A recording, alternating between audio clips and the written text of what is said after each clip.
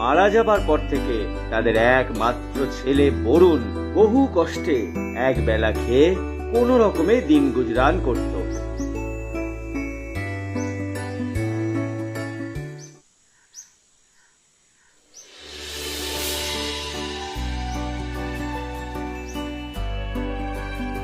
এই ছোকরা, দেখ দেখ দেখ, তোর বাড়িতে কে এসেছে দেখ।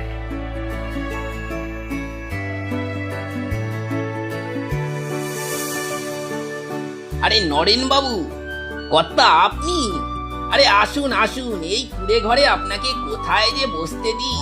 ঠিক আছে ঠিক আছে, তা সকাল সকাল কোন চুলো ধরে যাওয়া হচ্ছে শুনি? কোথায় আর যাব কর্তা, এই দুটো সজনে ডাঁটা পেরেছি, দেখি যদি হাটে বেচে দুটো পয়সা হয়। তা এই সজনে ডাঁটা বেচে তো নরেন বাবু টাকা শোধ করতে পারবি বলে মনে হয় না। কি বলুন কর্তা? আগে কর্তা টাকা শোধ করতে হবে মানে? আমি তো কিছু বুঝতে পারছি না। ছোট লোকেরা টাকা পয়সার ব্যাপারে বরাবরই একটু কমই বোঝে। না না না, তাতে দোষের কিছু নেই। কিন্তু তোর বাপ গোপাল আমার কাছে যে 50 টাকা ধার করেছে সেটা জানা আছে তো? বাবা টাকা ধার করেছিল? আমি তো কিছুই জানি না কর্তা। হ্যাঁ, আর সেই 50 টাকা আজকে সুদে আসলে বেড়ে 1000 টাকা হয়ে গেছে। এবার টাকাটা ফেরত দে। কি বলছেন কি?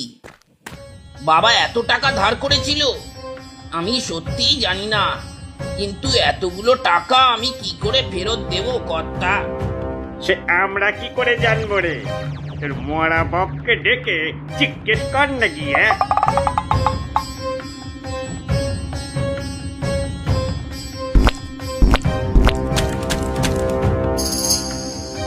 ধার নেবার সময় কত বড় বড় মুখের বলি, আর শোধ দেবার সময় কেবল ফাঁকা গুলি।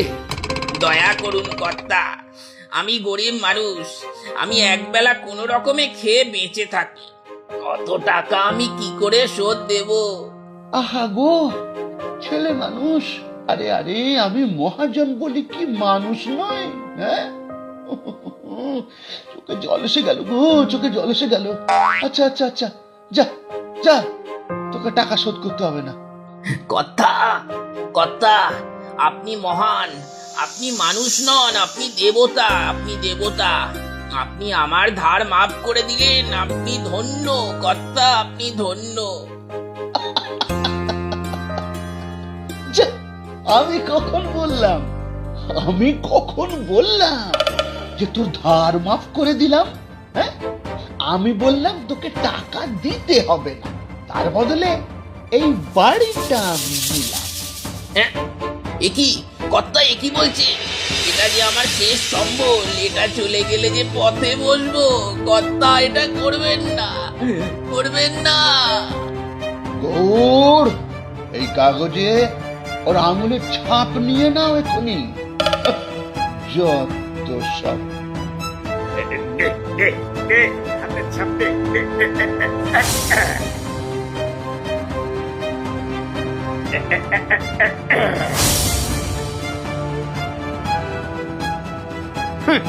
টাকা দেবার নেই মুরদ, আবার বাড়ির জন্য উথলে পড়ছে দরদ।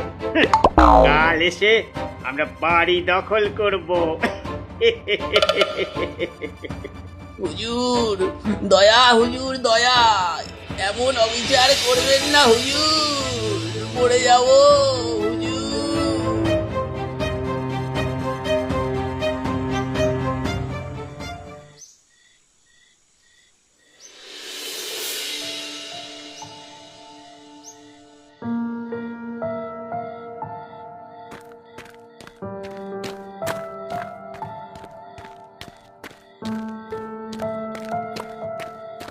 পথ চলতে চলতে সকাল থেকে সন্ধে হয়ে এলো।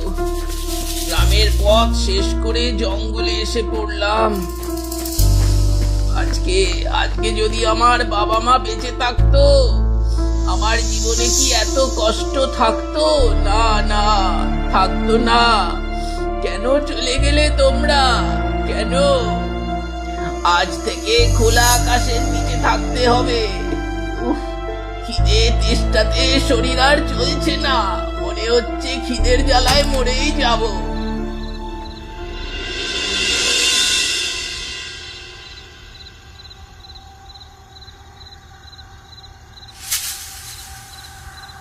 আম কোথা থেকে আম এলো? আশেপাশে তো কোনো আম গাছ দেখলাম না।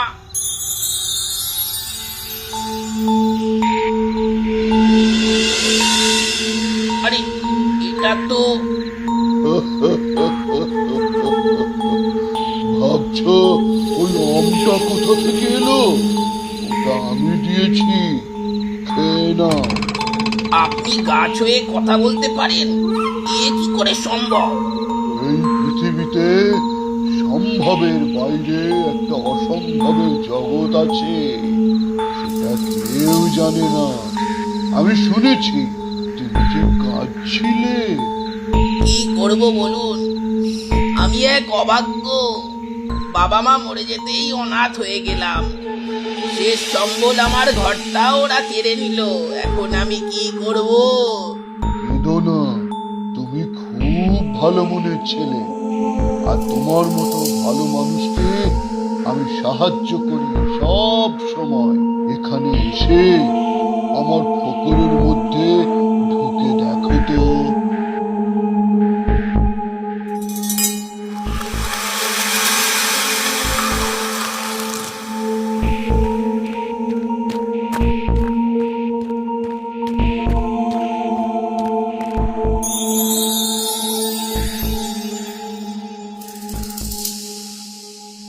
অবাক হয়ে দেখছো কি হতো?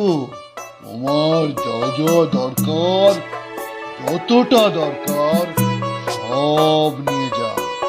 এগুলো আমি নেব? এ যে অনেক অনেক সম্পদ।